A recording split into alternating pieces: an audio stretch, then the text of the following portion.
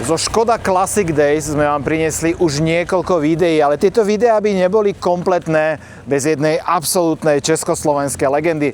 Takzvané československé Porsche, teda Škoda 110R. A my máme to šťastie, že môžeme dnes vám predstaviť tento konkrétny kúsok a môžeme aj šoférovať. Je to totižto 71, teda jedno z prvých aut vyrobených, pretože 110R sa vyrábala od 70. do 80. roku. Táto nádherná farba bola k dispozícii len prvé 2 roky a keď sa pýtate, ako rozoznáte vlastne tú prvú sériu od tých ostatných, tak veľmi jednoduchá pomôcka. Napríklad vpredu máme len 2 svetlá, potom už boli 4 svetlá, ďalšia pomôcka, pozriete sa sem. Ak vidíte, že auto je znútra celé zahmlené, tak jeden z dôvodov je, že vtedy sa sem ešte nedávala taká tá mriežka, ktorá odvetrávala interiér. Ale auto je to, že pána beka. Toto je naozaj jedno z tých najkrajších aut a vy už viete, ktoré to ďalšie sú, ktoré sa vyrábali v Československu. Svätá trojica pre mňa. Tatra 603, Škoda 110R a samozrejme Škoda Felicia.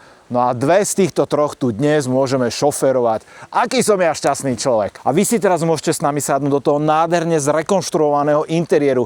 Celé auto je do poslednej skrutky zrekonštruované naozaj ako z výrobnej linky.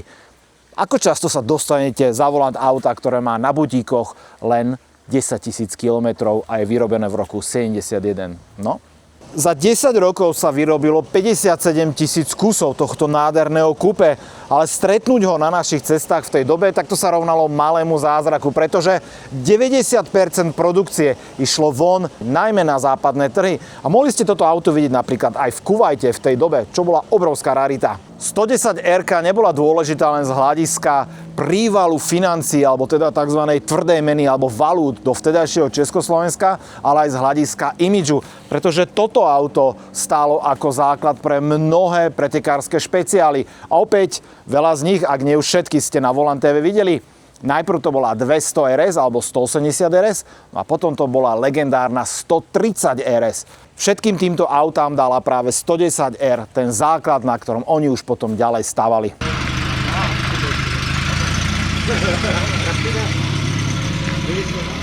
No je toto možné? Ďalší? To by sa mu nestalo, keby nakupuje na filtre a oleje.sk. Dopraj aj ty svojej mašine len to najlepšie. Filtre a oleje.sk. Som veľmi zvedavý, čo povieš na tú 110R legendárnu. To bol sen našich otcov a starých otcov toto mať. Prvá vec, čo musím povedať, že paradoxne tu ide veľmi ľahučko volant. Napriek tomu, že tu nemáme posilňovač riadenia, tak jak máme ľahučký ten predok a máme tu už oveľa menší volant, aj to vyzerá tak športovo s týmito perforáciami. Trošku potrebuje viac otáčok. Ale toto už je moderné auto, no trošku sa nám toto zahmlieva. Jeden z tých neduhov, čo som spomínal na začiatku, že to odvetranie interiéru bolo hlavne v takomto počasí veľmi chabé. Okamžite môžem povedať, že brzdy sú lepšie. A už aké červené poletí začína pri 5,5. To už bol seriózny športový automobil. Ale co to tak počuješ ten motor, že spredu tiché auto a vzadu všetko. Porsche. A radenie rýchlosti aké? Super, vieš čo, krátke dráhy celkom, aj také presné. Taká počujem, že tu. Drží na mieste, no. Nemusím nad tým rozmýšľať. Trošku mi vadí, že volant je inde, než sedím ja. Ja sedím dosť mimo tej osy volantu, takže to je také zvláštne. Ale inak akože pocitovo aj to riadenie je oveľa, proste reaguje okamžite. Čiže automaticky proste mám tendenciu ísť rýchlejšie. Krásne, fakt to ide za volantom, toto. Ale ten motor potrebuje otáčky, 2500 je málo. Keď chceš, aby to išlo trošku, treba to, ale z tej 3 do 4 to len prstami takto klopneš. Veľmi pekné, veľmi príjemné. Máme tu budíky všetkého možného. Toto bola najväčšia frajerina podľa mňa, že tu si má zrazu toľko budíkov na tej prístrojke. A vôbec ten otáčkomer, toto je prvé auto s otáčkomerom, ktoré máme. Áno. A ináč prvé auto, kde sa môžeme pripútať, aj keď takými teda samozrejme nie predpínacími pásmi, ale aspoň mám pocit, že vieš si to sám dotiahnuť a tie pásy ťa držia na mieste. Máme otvorené tie vetračky, aby sa nám nezahmlievala kabína, čiže je tu väčší hluk, než by musel byť. A povedz sa, teraz ideme 80 a bojíš sa? Úprimne? Už ideme 90, áno, úprimne. Dobre, je to lepšie ako v predchádzajúcich autách? Za mňa je to úplne perfektné. A sa tuto máme brzdy sú oveľa lepšie. Je to preťaženie, ja cítim, že ty keď dáš brzdy, to normálne, že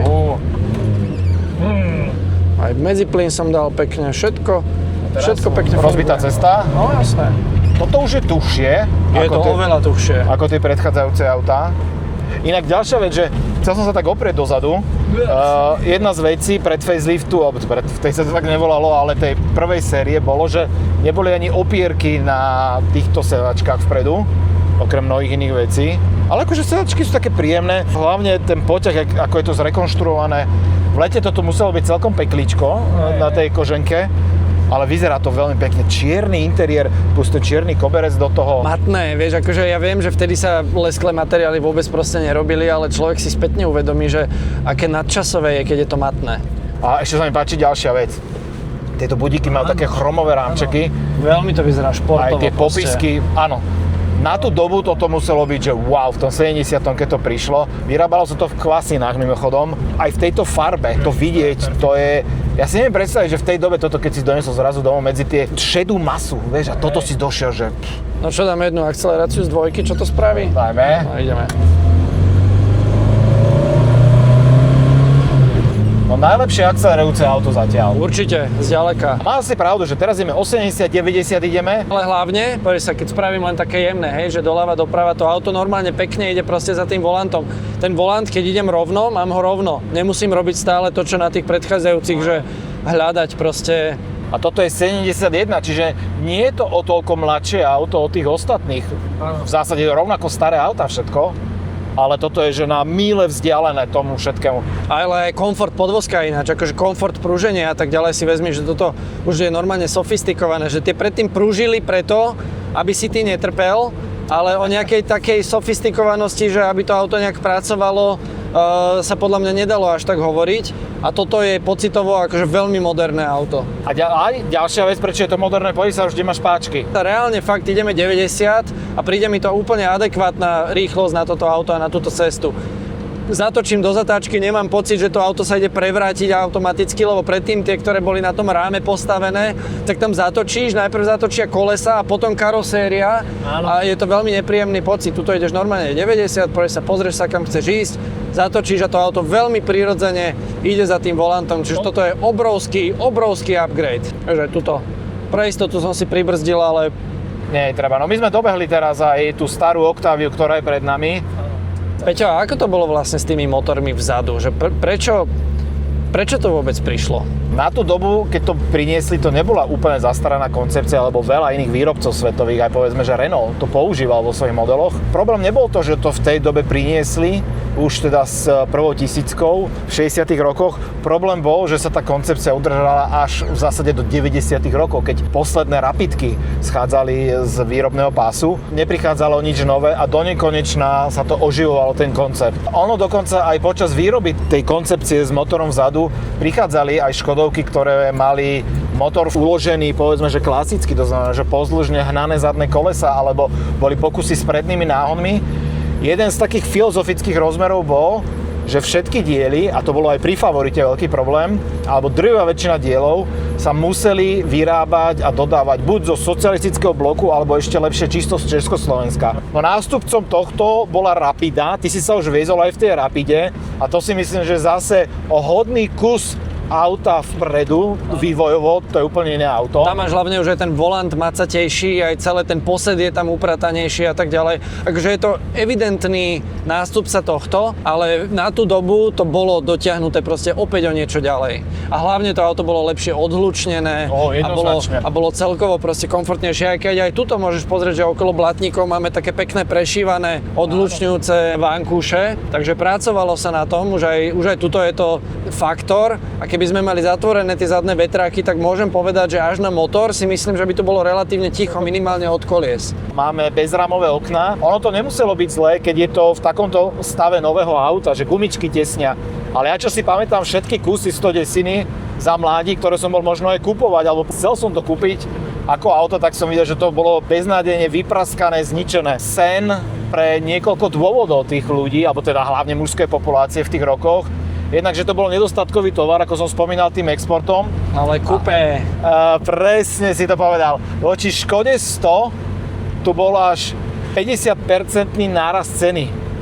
Povedzme, že už tá 100 bola drahé auto pre bežného pracujúceho v Československu, ale tu si ešte platil za menej praktické auto o polovicu viac. No. Ako bola to ťažká frajerina v tých rokoch. To bolo až o toľko drahšie? O 50%. Ty kokso. Ono to bolo také stelesnenie športového auta za sociku, ale treba s tým opatrne, pretože v zásade to bola Škoda 110. Hneď na začiatku, keď teda už malo prísť toto auto, tak boli obrovské problémy s nastavením tej výroby, pretože tá fabrika bola absolútne zastaraná, takže museli postaviť novú. Mimochodom v Kvasinách sa vyrábali aj iné špecialitky, napríklad Škoda 1000 MBX. To ste videli už tiež na Volant TV, tiež obrovská rarita, dnes sa predáva za šialené peniaze.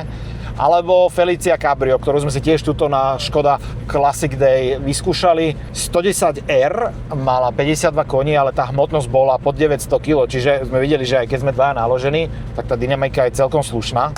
Ak by si žil za sociku, bolo by toto auto snou pre teba? Akože, páči sa ti to? To je tak hypotetická otázka. Je to auto pekné, to uznám. Určite sa mi viac páčili ešte tie viac rozšírené verzie, to RS-ko a tá karoséria, ten tvar má čosi do seba a páči sa mi to viac ako Rapidka, ktorá prišla potom. Tuto mi to celé tak pekne sedí spolu. Toto je taká pekná klasika. U Rapidky má stále pocit, že to už bolo naozaj že znúdzecnosť. Rapidka má hranaté tvary a zrazu tomu dali tú coupe karosériu, ale sa mi to bije. Tuto sa mi to zdá, že je to veľmi prirodzené, tá kombinácia. Ten dizajn sa fakt podaril. Hej, podľa mňa toto je veľmi pekné auto. Taký tunerko vo mne by povedal, že toto má že super potenciál naozaj na pekné auto. No, a teraz si povedal jednu takú dosť dobrú myšlienku, pretože dnes už 110R je veľmi vzácna. V takomto stave naozaj tá cena bude hodne vysoko. Keď prišli do módy na prelome milénia tie filmy Rýchlo a zbesilo, tak ľudia bez hanby jednak začali nezmyselne tuniť tieto Škodovky staré, ale takým ohavným spôsobom, že krídla, spoilery a druhá časť týchto R-iek umrela na to, že bola prestávaná kvázi na 130 RS a vrátim sa naspäť k tej myšlienke zo začiatku, že je to jedno z top 3 aut, aké sa kedy vyrábali v tom Československu, minimálne čo sa týka krásy. Súhlasím. Po každej stránke. Chceš si to zašoférovať? Jednoznačne. Dobre. Aj keď už teda 110R ste na Volant TV videli, ale prečo by som si opäť túto klasiku nevyskúšal?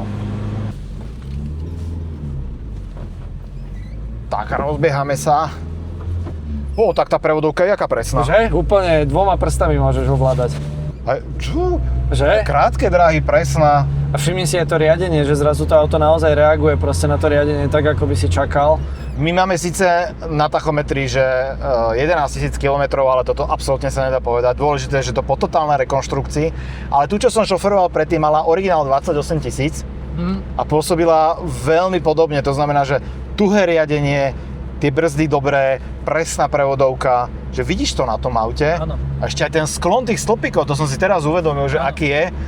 Aj znútra mi to pripomína tú 911 starú, alebo 912. Áno.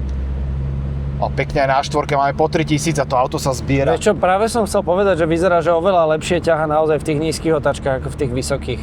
Že medzi 2 a 3 to má ten krúťak, čo je fajn na bežné jazdenie. Akože toto ma baví najviac zo všetkých aut, ktoré sme tam testovali. Predsa len, lebo nemusíš sa v ňom toľko báť. Je to faktor, akože môžeme si hovoriť, čo chceme. Tie autá spravili naozaj obrovský pokrok a to, že sa v nich cítime bezpečne, do veľkej miery aj pridáva na tej radosti z jazdy.